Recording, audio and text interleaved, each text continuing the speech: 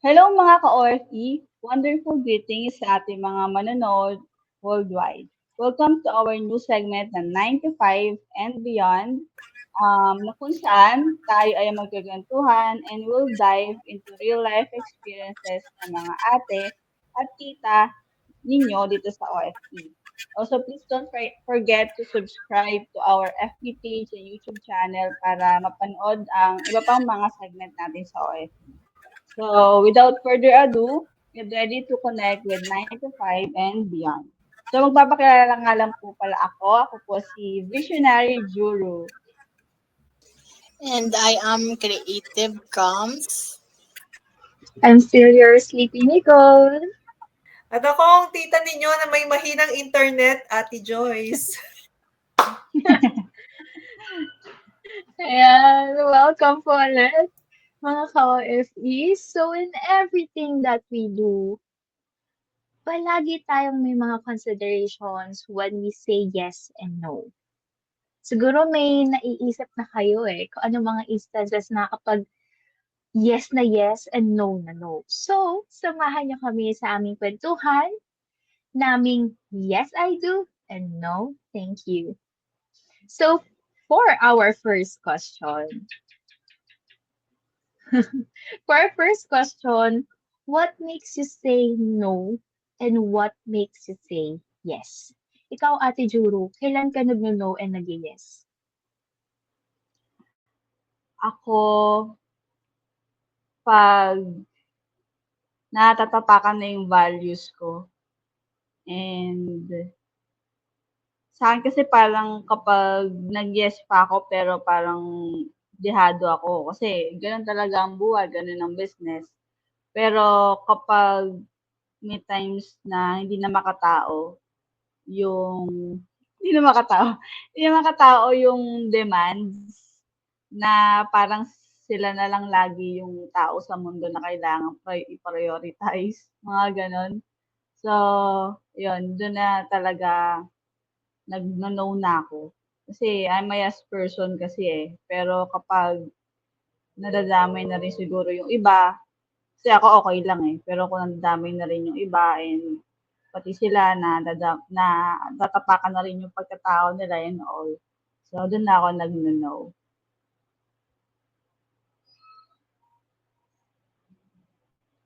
Ikaw, Kams? Ayan, siguro ako, para kasing lately ko pa lang talaga to nalagyan ng boundaries. Before kasi, mahihain kasi talaga ako So, madalas talaga ako, si yes. Madalas ako si yes. Sige, sige, okay lang, ganon, ganyan. Pero, yon lately, parang na-realize ko, you really need to put boundaries talaga, mag-no, kapag hindi mo talaga kaya. Like, ano pa, parang kasing dahil nga 'di ba, parang jack of all trades. So, yes ako ng yes kasi feeling ko kaya ko. Feeling ko ay di carry yan, ganyan. So, parang nagno-no ngayon, natutunan ko na mag-no ka kapag alam mo dapat yung limit mo Kapag nasa limit mo na yon. So, it's a no. And yes, kapag alam mo na kaya mo na siya. Like, na-try mo na siya before, ganun. Parang being honest lang din dun sa nagtatanong sa'yo or nanghihingi sa'yo ng something, kaya ka mag-yes or no, di ba? At the same time, yun din, agree din ako dun kay Ate Juru na yung values and principles mo sa life, kapag hindi na siya nare-respect, talaga, you really need to say no. Kahit ano mangyari. Kasi kapag sa una pinagbigyan mo, susunod-sunod na yun So, kailangan mo maging firm sa mga boundaries mo, especially sa yes and no. Kasi kapag hindi, ikaw din yung kawawa sa dulo. Ikaw din yung babalikan nan.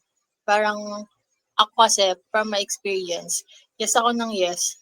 Then, dun sa mga yes na yon, hindi maganda yung results. So, backfire sa akin. Tapos, para masasaktan ka doon sa way or doon sa journey na yon. So, akin din yung backfire. So, parang, wala, ganyan. Pero ang dami mong pain na pagdadaanan if you go, parang go ka lang ng go na Tapos hindi naman pala carry well. So ayun po, setting boundaries talaga. For me, no is kapag hindi rin ako mag-grow. Yan. Yan din yan. Isa rin sa pinakamahalaga. So dapat alam mo if yung bagay na to is makakatulong ba siya sa iyo or makakatulong din siya sa iba. Dapat dapat balance. Pero may mga pagkakataon din naman talaga na kailangan mo tumulong kahit wala ka nang kukuha kapalit. Pero yun din yung kailangan natin malaman, yung limit nga na sinasabi ko po kanina. So ayun lang po. How about you po, Nicole? Hello. Sa akin, habang pinapakinggan ko kayo, ang dami din pumapasok sa isip ko. Ang dami din sa isip ko, what makes me say yes and no. Ang hirap din kasi kapag yung sense of belongingness. Kaya tayo nag-yes kasi ayaw nating ma-feel yung, ay, left out. Yung, pag nag-no ako, ay, hindi ko makakasama tong mga to, or pag nag-no ako, mawawala sa, parang feeling ko malaki yung mami-miss out ko. Hindi naman ako yung FOMO girl. Kasi usually, di ba, parang pag pag ginagamit natin yung term na FOMO, yung fear of missing out, usually sa mga trends, ganyan. Hindi ako into trends, so okay lang ako sa bagay na yun. I can say no with trends. Pero when it comes to friends, rhyming yun trends and friends. But when it comes to friends, medyo mahirap pag no.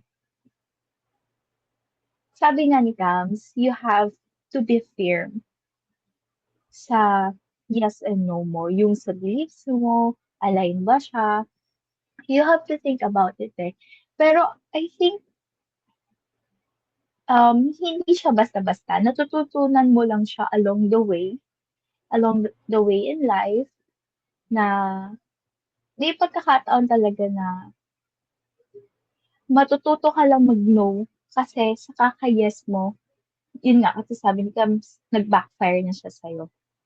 And I think yung pagsagot natin ng yes and no depends also on the situation. Ganyan naisip ko, in a context of leadership, yung yes and no mo, hindi lang sarili mo kasi yung kailangan mong isipin. Kailangan mong isipin yung organization or yung mga taong kasama mo, yung mga maaapektuhan din na magiging desisyon mo. Sobrang hirap lang na mag-yes na mag-yes. At the same time, mag-no. Kasi ibig sabihin, pag nag-no ka, yung mga opportunities, parang, hindi mo ba maibibigay sa kanila yung opportunities kapag nag-no ka? So, kailangan mo talaga siyang i-balance. We all just learn in a very hard way. May kanya-kanyang set of experiences, setbacks in life. So, what makes me say yes is also like Ate Juru, kung align ba siya sa beliefs and values ko in life. And if kaya pa ba ng katawan ko, ng mental health ko. Lately lang din ako natututong mag-no. Kasi, na-overwhelmed na din ako. Pero usually, yes lang ako ng yes because it's an opportunity. Pero there will be moments na you have to cut back and say no. You have to be firm and let it go. So, ayun. Yun lang sa akin eh. Ang hirap din talaga kung iisipin. So, ikaw, Ate Joyce, ano ba? Kailan ka ba nag-yes and nag-no? What makes you say it? Hindi naman dahil sa kilala ko na yung sarili ko, no? But, there are things na pag nagawa ko na siya, and I think someone else can do it, sa kanya ko na ibibigay. Hindi na ako nag-embrace ng so much responsibilities. Even at work, when I find someone that I can trust this person for her to deliver or for him to deliver my task, dinedesignate ko sa kanya because I am confident na this person can deliver it better than me. So, at my end, hindi naman dahil sa nangwawais ako, but na-freeload ako sa part na yon. So, that part, pag binigyan ako ng task ng boss ko, a part of me, ibibigay ko yung iba kong task sa iba. So, unti-unti, hindi ko siya ini-embrace lahat. So, doon ako nagno-no. Pero, eventually, nagiging siyang yes because I delegated to someone else. Ngayon, yung pinaka nagpa-factor in sa akin whenever I say yes naman is pag na-feel ko yung results. Result-driven kasi talaga ako eh. So, whenever progress yung isang task, work man to o hustle man to, nafi-fuel ako. Sobrang excited ako. Alam yan ni Uncle John, ni Uncle Carl. Sobrang ako, Gina G. Which is a drawback for me kasi yung time na minamaster ko yung pagde-designate, nababalance pa rin siya nung mga mga aspiration ko na gagawin ko pa yung iba. Pero as time goes by, dun nga whenever you embrace something, then learn na ibigay naman yung ibang spot sa iba. Huwag lahat aakuin. And of course, nagpa-factor in yung time, yung energy mo. Hindi ka palaging malakas. Wala ka parang brain juice. Kaya whenever naka-feel ako ng pagod na ako, tapos okay, next time ulit. Yun yung kaya ako ginawang topic is because ang hirap para sa akin na mag-yes sa lahat. Pero definitely alam ko naman no. Pero pati akong nagko-compromise. Kaya ganyan ako. Parati ko nga compromise lahat. Hindi, ang hirap para sa akin na palaging mag-yes. And of course, nandun din yung values. Bilang legal basis ulit tayo, no? Lahat naman ng ginagawa natin ay legal. Pero yun nga, as long as na yung ginagawa mo, wala kang naapakang ibang tao, wala kang na-overstep when it comes to duties and responsibilities, and treat each of your members sa hustle man yan, sa work man yan, mga kaibigan mo man yan, always treat others with respect kasi kahit na gaano pa kalaki o kagaano man kaliit ang contribution mo, pero whenever you treat your work with respect, nandun yung pride mo kasi. Nandun yung pride mo whenever you deliver something. Kaya ang bigat sa akin pag nag-no ako, ang bigat din sa akin pag nag-yes ako. I always have reasons when I say yes, and I have bigger reasons when I say ayun lang. Thank you. Ayan, thank you so much po, Ate Joyce. And sa lahat ng mga nag-share, no, talagang napakalaking bagay or impact talaga if alam mo yung standard ng yes and no mo, personally. And now for our second question. Ito medyo parang ang bigat ang bigat na ito no. Sabi, mag-share ka naman ng isang or event sa buhay mo na nagsabi ka ng yes and then eventually pinagsisihan mo yung pag-yes mo. Okay? Let's start with Ate Juru.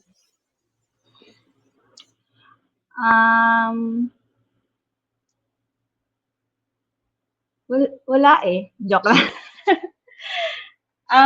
Actually, wala.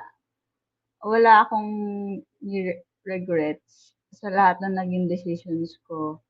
Kasi naniniwala ako na, sa sarili ko lang, na naniniwala ako na naging decision ko yun kasi yun yung option ko lang that time. Pero siguro nagiging regret lang siya or parang nagiging siguro sumasama lang yung loob.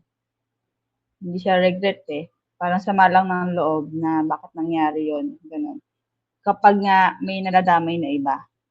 So, dun siya nagkakaroon ng bad emotions lang. Pero never ako naging regret sa lahat ng decision ko. Kasi alam ko na that's the best decision na naiisip ko and na-offer sa akin that time. And ayun, kapag may nangyari na hindi maganda dahil sa decision na yun, parang lagi kong sinasabi na it's part of growing up and nagkakaroon lang ng negative emotion kapag may nadamay na iba. Yeah. Ayan, thank you so much, Ate Juro. Actually, yung binasa ko talaga yung question na to. Same thought. Kasi parang, yun nga, parang for me kasi, lahat ng nangyari from the past, ano yun eh, sabi nga, nabanggit nga ni Ate Juro sorry, nabanggit nga ni Ate Juro, di ba? Parang, lahat may purpose kasi. So, parang that time, ayun yung best na kaya kong ibigay. But, I can't share a specific event. But when I say yes to my emotions and feelings regarding dun sa mga decision ko, parang kapag nag-yes ako dun sa emotions ko, parang doon na ako magre-regret. Hindi ko siya ma-expand. Pero for example, nag-decide ka based on your emotions, based of dahil nararamdaman mo to kasi nasasaktan ka or masaya ka, parang usually doon ako nagre-regret eh. Kasi yung emotions kasi pabago-bago. So kapag naka-base ka talaga sa emotion, dapat pala hindi. Kasi parang that time masaya ka lang. So halimbawa, bumili ka ng isang bagay. So yung bagay na yun may kamahalan. Tapos masaya ka nung binili mo yun. Tapos eventually, pagsisisihan mo, dapat hindi ko muna to binili, hindi ko naman pa ito kailangan, ganyan, ganon. Yung mga simpleng bagay na ganon. And to sum up ng lahat ng mga experience ko na ganon talaga kapag nag-gears ako sa emotions ko or sa feelings ko. So, yun yung madalas na mga decision ko na nagre-regret ako. Yung kapag nakabase na. Kaya, thankful din ako kapag may community ka or example, si Ate Juro, yung pinaka-big decisions na ginawa namin this previous month. This previous month. Malaki yun eh, di ba? So, thankful ako kasi talagang hinelp niya ako to anuhin yung feelings ba yan or emotion ba yan, ganyan. Parang may mga taong gano'n na magtutulong sa'yo to help you organize your thoughts or feelings kung ano ba yung decision mo. So, yun po, parang malaking impact siya sa akin kapag nakabase ako sa feelings or emotions ko, talagang pinagsisisihan ko yun. So, how about you, Nicole? I have to agree with you, no? Doon sa nagdedesisyon ka kapag based sa emotions mo. Kapag based kasi sa emotions mo, ibig sabihin hindi mo masyado napag-isipan, nandito pumapasok yung word, siguro at least yung naisip mo kanina, yung pagiging indecisive, impulsive. Ayun. Hindi naman sa lahat ng pagkakataon na impulsive ako ay napagsisihan ko. Pero masasabi ko lang na may regrets ako sa something na nag-yes ako kapag hindi ko nagawa yung isang bagay. Hindi ako naging responsible or accountable dun sa isang bagay na sinabihan ko ng yes. Usually kasi, di ba, pag nag-yes ka, tinatanggap mo kung ano mang hamon yan. Hamon, opportunity, paano to, sabihin natin position or work, responsibility, kung nabanggit ko na ba? Ayun. Tapos, hindi tayo makaka-work towards it or yung expectation. Yun, siguro, nagkakaroon ako ng regrets. Because I feel like, I've let people down. Yung expectations nila, hindi ko na-meet. So, ayun, nare-regret, doon talaga palagi yung regrets ko. May a couple of instances na nasa isip ko, pero, ayun, okay. Ang hirap lang din na ma-feel yung may regret ka. Actually, hindi lang din sa yes eh, when you say yes eh. Meron din mga pag nag-no ka. Tapos marirealize mo na, uy, good opportunity pala yun. Bakit ako nag-pass doon?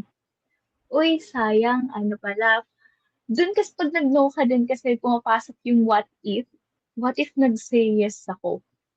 Or the other way around, what if nag-say no ako?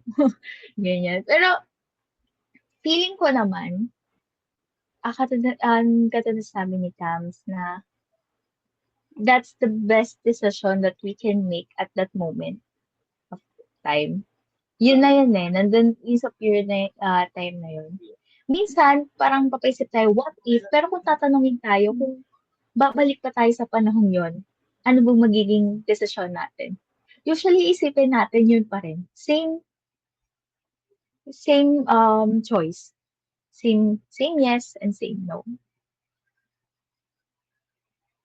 Pero I hope na in whatever decision we make, wala tayong regrets.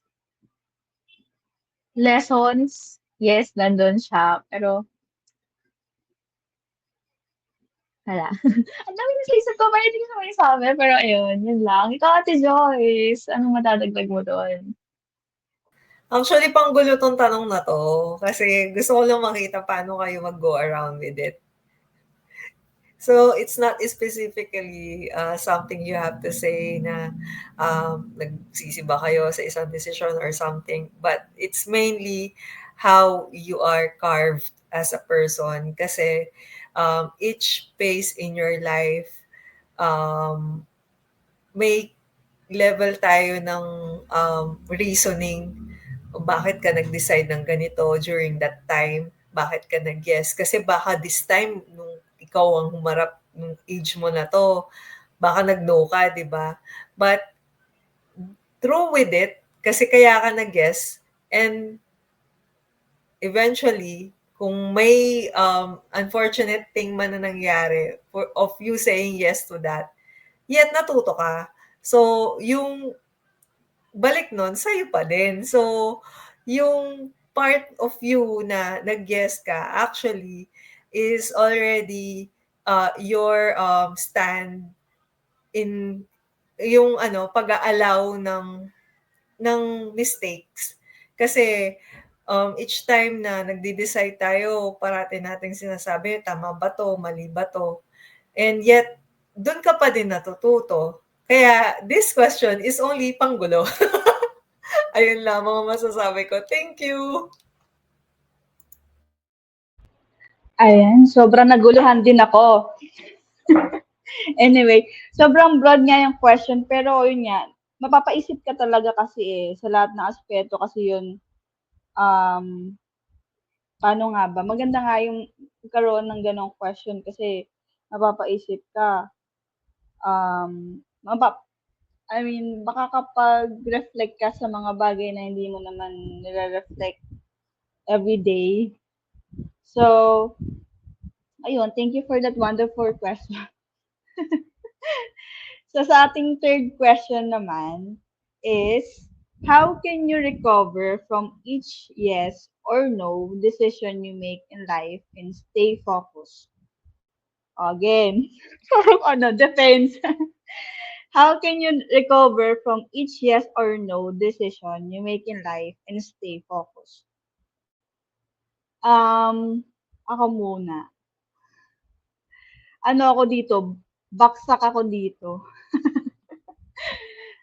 Kapag meron akong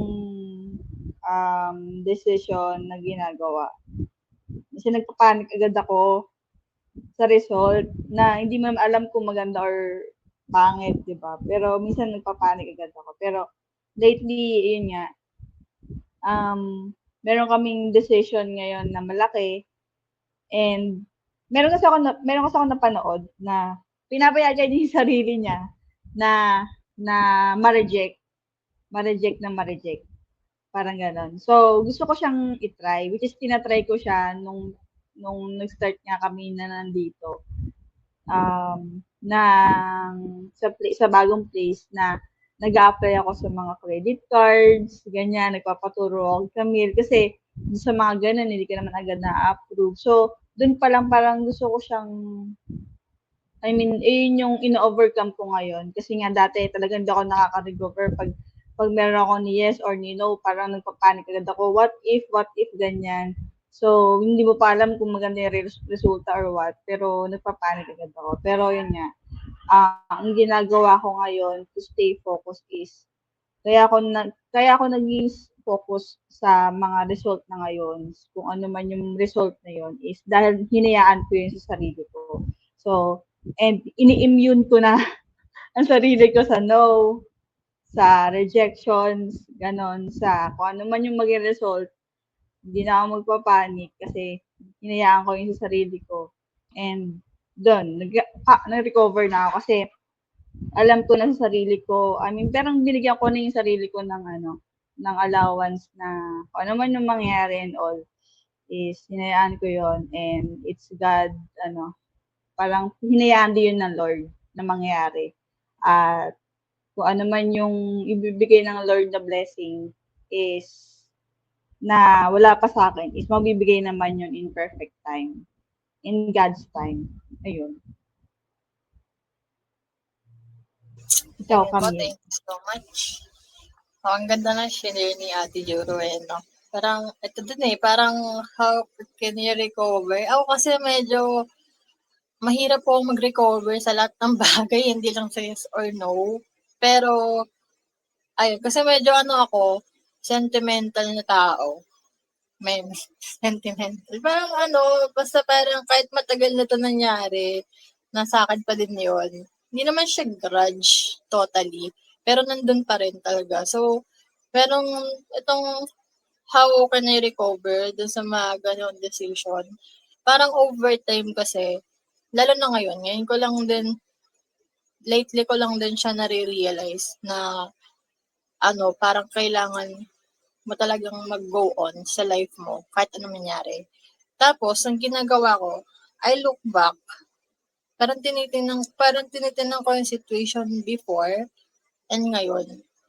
And titingnan ko yung surroundings ko. Tapos parang magiging grateful ka na lang sa mga naging results ng mga decisions mo na yon. Hindi siya, parang kahit simpleng bagay, nagiging grateful ako. Parang yun yung way ko of recovering from all of it. Kasi parang before, parang may goal ka kaya ka nag-decide eh.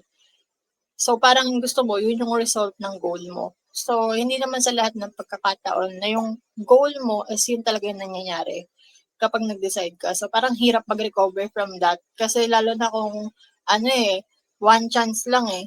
May mga ganun pong situation, no? Parang hirap. But when you parang tinanggap mo yung result, na ito yung decision ko, ito yung result, tapos nakita mo na meron pa rin pala talagang mga purpose sa mga bagay na to. May mga bagay pa rin na pwede ako magpasalamat kay Lord. Doon na, nag-start ka na ulit paging stay focused. Parang doon ka na ulit nag-start mag-move forward. Then, meron din po akong parang naging motto ko sa buhay ko before. Naging motto ko na-remember ko lang din siya ngayon na enjoy the pain. Yes or no decision kasi includes talaga, may possibility. Kapag mga big decisions, may pain talaga. So, yung enjoy the pain, parang ang bigat niya. Kasi how can you enjoy pain? Diba? So, the same time is, be the best ally of yourself. Kasi in those situations, kapag kahit ikaw, tinalikuran mo yung sarili mo, kawawa naman tayo nun, di ba? Kumbaga, wag mo talikuran yung sarili mo. And yun, parang yung dalawang bagay na yun talaga yung parang umano sa akin. Kaya ako nakakapag-move forward sa mga decision na may nagagawa ko sa life. At the same time, yun po, letting everything to God's will. Bahala na si Lord. Ganon. And then, eventually, parang asking for God's wisdom talaga every seconds of my life. Kasi, yun nga, naniniwala naman ako na lahat ng resulta is, direction niya. Diba? Kasi kahit hindi yun yung gusto mo, halimbawa, hindi yun yung gusto mo, yun nangyari, malay mo, red direction pala yun. Mga ganon, diba? So, trusting God din. So, ayun po yung akin. How about pa si Nicole? Ang ganda nun. Nung sabi mong redirection. Parang ano, it changes the wiring sa mga mindset. Pag iniisip mo na, okay, this is not rejection, this is redirection. Ganda nun. Parang it gives you hope that everything will be better. Better things will come your way. Like Ate Julian comes, sobrang hirap din ako mag-recover from each setback of my decisions in life. In every rejection na na-encounter ko, in every um, action, there is always a what if. In-overthink ko siya. Actually, yung pangalan na to, merong isang bagay na it took me almost 1.5 year para ma-let go ko siya. Sobrang hirap nun when it comes to your mental health eh. Pero iba siya kapag nakaraos ka na dun sa phase na yon. Gusto ko lang sabihin na it's a reminder na it's okay to not recover very quickly. Nandun ka lang sa process. Feel the pain. Katulad nga din ng sinabi ni Kams kanina. Yung advice din sa akin, parang ramdamin mo lang lahat ng emotions, lahat ng feelings na nararamdaman mo. Embrace mo lang. Kasi doon papasok yung acceptance. So, isipin na lang din na instead of, ano bang word na yun, dwelling too much on the decisions you made, tama man niya, yun dun sa mga nire-regret mo usually kasi nire-regret mo yung mga ganitong recovery. Kaya ka nagre-recover kasi may regret ka. Ano lang, isipin mo yung positive side. Anong lesson? Ano yung mga takeaways mo? And what can you do next to be better? To have, if this situation comes again, ano na yung better action for it? Lagi lang nating tatandaan kung ano yung mga natutunan natin sa bawat problema, sa bawat setback, sa bawat rejection. Again, it is not a rejection, it is a redirection. And let's just enjoy the process of recovering. Bata pa tayo. I mean, there's so much life ahead of us. Hindi lang tayo dapat ma-stop kasi nagkaroon tayo ng rejection. There's so much opportunity. You just have to open your eyes and be open to it. Sabi nga nila, pag may one door closes, another opens. There's always an opportunity for you. May it be in life, in work, or in a relationship. Or even in school, kung yung mga viewers natin are still in school. There's always an opportunity. Kailangan mo lang maging positive. Ayun. And again, it's okay not to be okay. Just embrace and enjoy the process.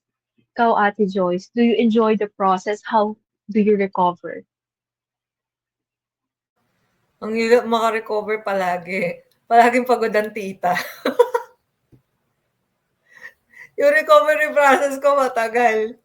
So, for me naman kasi, if you're going to see through it, ano kasi ako tawag nito, I'm very I take accountability in everything. Yes man yan or no man yan. Once yan nag-bounce back, I take responsibility palagi, even though na it's it is something na hindi ko naman talaga nagawa. However, accomplice ako dun sa pangyayari. Something like that. But kidding aside, no, when never na hindi umaayon sa akin yung pagkakataon, kahit ni-yes ko man yan or ni-no ko man yan, tinatanggap ko. Kaya yung sinabi ni Kams kanina, yung acceptance, mabigat yon sa akin kasi you have to, yun doon na yung face value mo eh. Nag-no ka dito. Ikaw yun eh, di ba? O, nag-yes ka dito, ikaw pa din yon. So, yung bigat ng pag-say yes mo o pag-no mo, and eventually, next step ka na. So, ito na yon, gagawin mo na siya. Paano mo siya i-focus? Kasi yung yes mo, it takes a great responsibility for you to deliver. And yung pag-no mo naman is having your tawag nito, your focus na nag-no ka na. Huwag ka na mag-bend doon. Iwasan yung parang make room for chances. Kasi pag yung no mo, parati mo siyang nabibend, meaning to say, there will be times na yung boundaries mo na nako-cross na.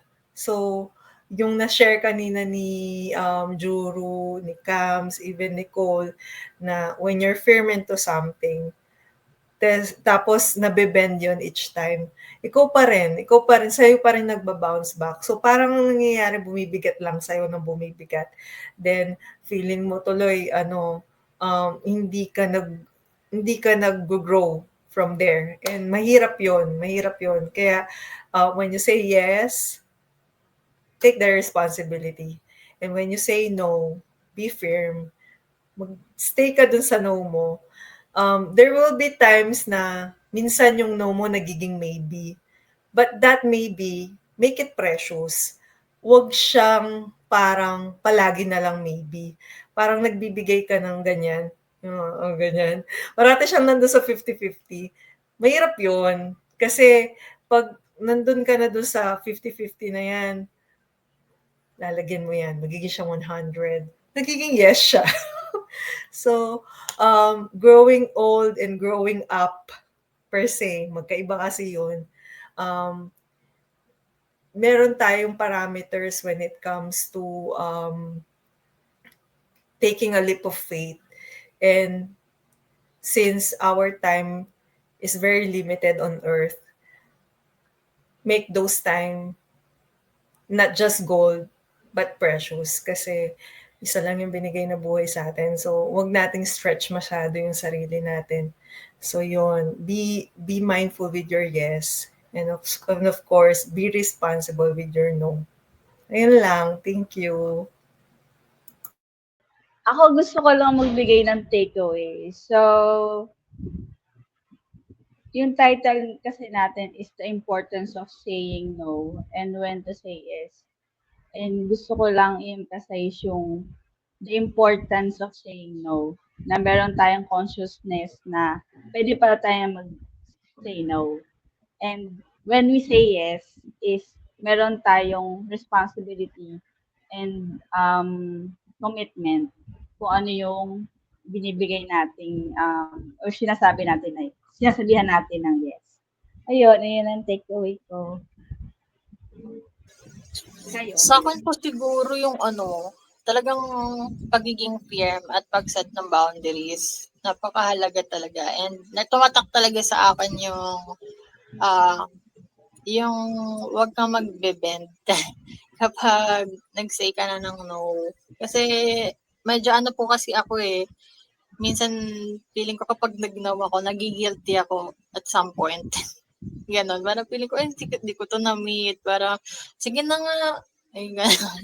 Lalo na kapag nilalambing-lambing ka na. Yun. So, yung mga ganon. Medyo mahirap na ganon So, kailangan mo talaga maging firm. Talaga. Yun lang po yung takeaway ko. Yung sa akin naman, as a people pleaser, it is okay to say no. Because at the end of the day, sa'yo pa rin yun ano ba yung magiging effect nun? Happy ka ba? Ano yung nafe-feel mo at that moment of time? Emotions, yes, minsan may pagkakataon talaga na hindi maganda kapag masyado kang impulsive when you say yes due to emotions, but at the same time, ano ba yung tunay mong nararamdaman? Just embrace your feelings, think about it, then decide. Wag nating kakalimutan lahat yung thinking phase ha. Wag lang yung feeling phase. You have to balance emotions and being rational. Ayun lang siya for me. Ate Joyce. Ang masasabi ko lang, be kind to yourself. Whenever you say no, whenever you say yes. Isipin mo yung sarili mo. Kasi sa'yo nang galing. So, pag nag-yes ka na at pag nag-no ka na, think about yourself. Kasi yung reflection yan, hindi lang naman yan sa personality mo. Pero whenever na nagde-decide ka onto something, pag yan nabigay mo na, kailangan mong gampanan. So kaparati ko ito sinasabi, be accountable, be responsible. Hindi ko nga alam bakit sinasabi ko yung briefing ko sa work dito, no? Pero ayun, kasi hindi lang palagi tayo nag-yes just to appease people. Hindi rin naman tayo nagsisay no kasi ayaw nating gawin. So yun, unahin ang sarili. Be kind to yourself. Huwag kang magdadalawang isip na teka, isipin ko muna. Okay lang na mag-isip ka, yung parang, can I come back to you in a while? Parang, hindi naman agad-agad eh. Wait lang, pag-isipan ko, okay lang yun. Take your time. So, walang masamang mag-take ng time, pero of course, yung thinking pace mo nga, tsaka yung feeling pace mo, sabi nga ni Nicole, no? Maglagay ka ng duration. Parang ito, kahit nga gaano tayo ka-spontaneous, but we follow through kasi nga, meron tayong goal. And yung goal is being kind to yourself. Para yung growing old at saka growing pace natin, hindi siya parang maging sobrang stressful. Alam niyo na nakakapagod yung life. Kaya unahing maging mabait sa sarili. Ayun lang. Grabe, talagang super dami mong makukuhang learnings talaga sa bawat usapan eh, no? Kasi from different perspective din and stages of life, parang ganon. Kumbaga mga experiences na pagdaanan, o paano tayo lumaki, ganyan. Parang yun kasi yung foundation natin eh, kung ba't tayo nagkakaroon ng mga, tawag ito, mga bagay kung bakit tayo magsisay yes and no. Parang ganon. So, kaya mga ka-OFE, gusto rin namin malaman kung paano ba, ano ba yung importance sa inyo ng saying yes and no. So, pwede nyo yun guys, i-comment sa comment section natin para naman pag-usapan din natin, di ba? Malay mo, 'di ba, may kaparehas ka ng experience and matulungan ka. So, kaya guys, dito na nagtatapos ang ating third episode. Grabe, third episode na guys, ng 95 and Beyond. So, abangan nyo ulit kami, ang iyong mga ate at tita dito sa OFE para sa next nating chikahan and bonding. And of course, huwag niyong kakalimutan na mag-like, follow, and subscribe sa aming mga social media accounts dito sa OFE. Till our next episode. Bye-bye. Bye-bye. Yay! Thank you. Bye-bye.